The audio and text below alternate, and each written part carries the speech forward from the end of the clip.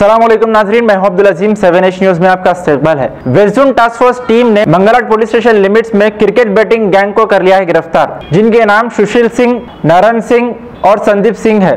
Police ने इनके कब्जे से 2,20,000 रुपए, एक टीवी, 16 सेलफोन जब्त कर लिया है। आइए देखते हैं राहुल की ये रिपोर्ट।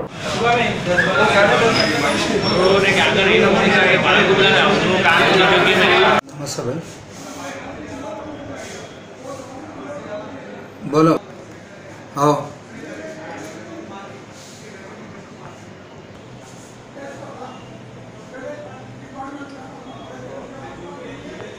बस से